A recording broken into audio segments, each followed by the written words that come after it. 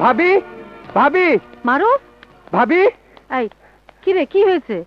এত অস্থির কেন? হাঁপাচ্ছিস কেন? কিছু হয়েছে? ভাবি, আমি খুব কষ্ট পাচ্ছি। কিসের কষ্ট? তুমি আমার কষ্ট হয়তো বুঝতে পারবে না। আমি একজন গার্মেন্টস শ্রমিক। অন্যান্য শ্রমিকদের দুঃখ কষ্টের দিনে আমি তাদের পাশে দাঁড়াই, তাই আমি ওদের নেতা।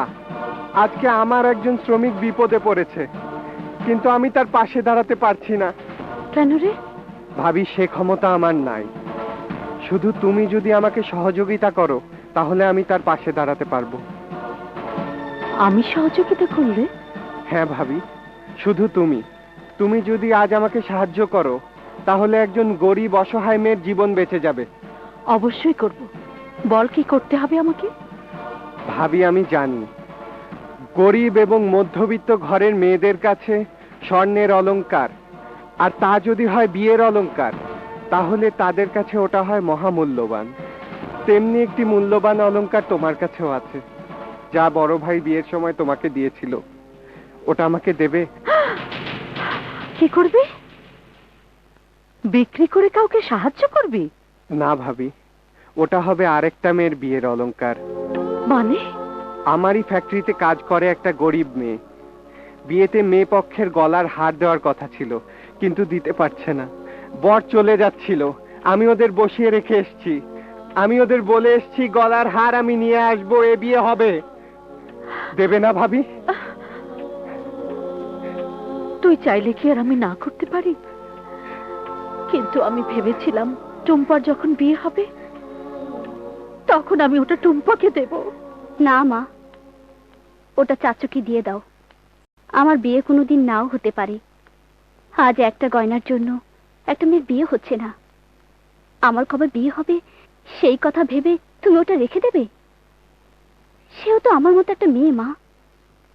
ওর হয়তো তোমার মতো একটা মা আছে, কিন্তু গরিবের জন্য হয়তো ওর মা ওর জন্য একটা গয়না রাখতে পারেনি। ওটা দিয়ে দাও মা। বাহ বাহ রে আমার মামনি টুম্পা, তুই এই পরিবারের উপযুক্ত সন্তান। ভাবি, এর পরেও কি আর কোনো প্রশ্ন বা জিজ্ঞাসা তোমার আছে? না, নেই। দাঁড়া, আমি দিচ্ছি। চাচু, মেয়েটার মা বাবা নেই? না, শুধু একটা ভাই আছে। সেও গার্মেন্টসে চাকরি করে, 1500 টাকা বেতন পায়। চাচু, এদের দুঃখের কথা ভাবার মতো লোক কি এদেশে নেই?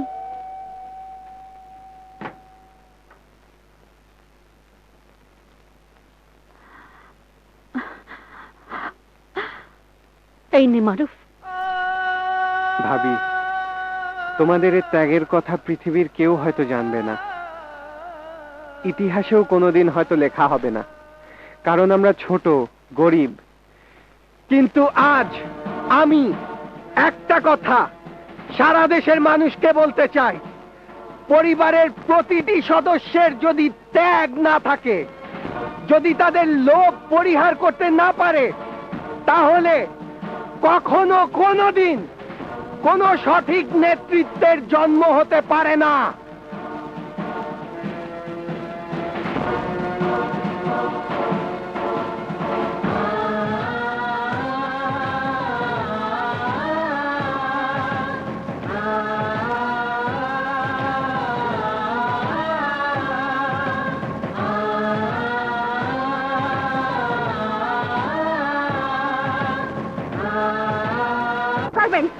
আমি ইনভেস্ট করব, ব্যাংক থেকে লোন করব, গরিব মানুষদের জন্য ফ্যাক্টরি তৈরি করে দিব।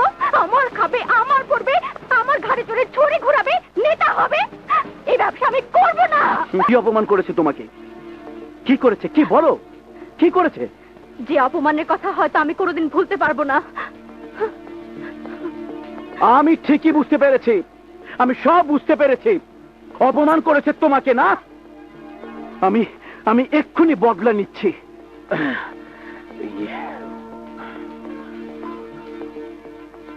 মাসুদ। আসসালামু আলাইকুম জাফর ভাই, বলেন। আমার ফ্যাক্টরিতে এক ছোট লোকের বাচ্চা চাকরি করে, সে এখন নেতা হয়েছে। মারুফ, আগেও একদিন বলছিলেন ওর কথা, বুঝছি। মাসুদ, আমি খুব অপমানিত। আমার খুব লজ্জা হচ্ছে। হইলো, আর বলা লাগবে না, আমি দেখতেছি। মারুফ ভাই, তুমি যা কইলে আমার রক্ত দিয়েও তোমার ঋণ শোধ করতে পারবো না। আর এটা কোনো ব্যাপার না। হ্যালো, কে? আমারে চিনতে পারিস নাই তো? শোন, আমি আইসা দিলে আমার দাঁত বেড়ে যায় বলে সবাই আমারে দাঁতাল মাসুদ কয়। শুনলাম তোর বাড়িতে লইছে। আমি বুঝতে পারছি তুই জাফর আলীর পোষা কুকুর। কি বলবি বল। তোর তেল কমানোর দায়িত্ব পড়ছে আমার উপর। কে কার তেল কমায় তা সামনাসামনি দেখা হলে তোরে বোঝায় দেব। রাখি। কে মারুফ ভাই? মনে হয় ঘটনা জাফর আলীর কানে গেছে। তার সন্ত্রাসী বাহিনীর কেউ একজন হবে। ও আচ্ছা। চল ম্যাডাম, ভিতরে আসবো? আপনারা আসুন, ও আসবে না। না ম্যাডাম, ও আমাদের নেতা, ওকে আসতেই হবে। কি বিষয় ওখান থেকেই বলুন। না, এখান থেকে বললে হবে না, আপনার কাছে এসে বলতে হবে। বলুন, কি বলবে? আমরা আপনার ভাইয়ের কাছে 7 দফা দাবি দিয়েছিলাম। সময় চলে গেছে, আমরা ধর্মঘটে যেতে বাধ্য হব। কি তোমাদের দাবি? সরকারের সাথে শ্রমিক বসে যে ত্রিপক্ষীয় চুক্তি হয়েছে তার বাস্তবায়ন করতে হবে। অনেক ফ্যাক্টরি ইতিমধ্যে চুক্তির সমস্ত শর্ত মেনে নিয়েছে। আপনারা এখন একটি শর্ত পূরণ করেননি, তাই আমরা ধর্মঘটে যেতে বাধ্য হচ্ছি।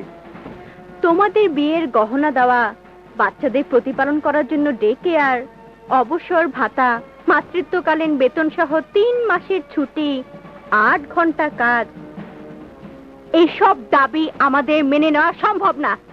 পারলে তোমরা ফ্যাক্টরি বন্ধ করে দাও। এসব দায়িত্ব জাফর সাহেবের উপর। জাফর সাহেব বুঝবে। ঠিক আছে, আমরা তাই করব। চলো। যেখানে আমাদের 8 ঘন্টা কাজ করার কথা, কিন্তু আমরা 10 ঘন্টা কাজ করে মজুরি পাই মাত্র 1500 টাকা। আমাদের নারী শ্রমিকদের সন্তান প্রসব করার সময় 3 মাসের বেতন সহ ছুটি দেওয়ার নিয়ম আছে, কিন্তু আমাদের ফ্যাক্টরি তা দেয় না। সমস্ত ফ্যাক্টরিতে শ্রমিকদের শিশুদের লালন পালন করার জন্য ডে কেয়ার থাকার কথা, কিন্তু আমাদের ফ্যাক্টরিতে তা নেই। কিছুদিন আগে এক নারী শ্রমিকের শিশু সন্তানকে কোলে তুলে নিয়ে দুধ খাওয়ানোর সময় তাকে লাঞ্ছিত করা হয়। আমরা বিচার চেয়েছিলাম, কিন্তু কোনো বিচার পাইনি। বিচার চাই, বিচার চাই।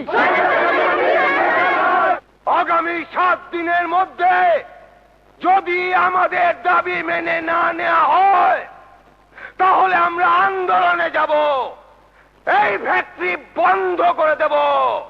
আপনারা কি বলেন? জালো জালো স্বৈরাচারী মালিকের গদিতে। না, আপনারা উত্তেজিত হবেন না, বসেন বসেন। গার্মেন্টস ফ্যাক্টরিতে আগুন জ্বালিয়ে যদি তা পুড়িয়ে দেওয়া হয়, তাতে যে ক্ষতি হবে, সে ক্ষতি শুধু একজন মালিকের হবে না, সে ক্ষতি দেশের এবং আমাদের। সে ক্ষতি একজন শ্রমিকের। মালিক ইন্স্যুরেন্স কোম্পানি থেকে তার ক্ষতিপূরণ পেয়ে যাবে, কিন্তু আমরা শ্রমিক, আমরা কোথায় যাব? না খেয়ে ধুকে ধুকে রাস্তায় পড়ে মরতে হবে। এই ফ্যাক্টরি আমাদের, আমরা শ্রমিকরা এই ফ্যাক্টরির মালিক। মালিকরা আমাদের শ্রমের মুনাফা লুটে নিচ্ছে। আমাদের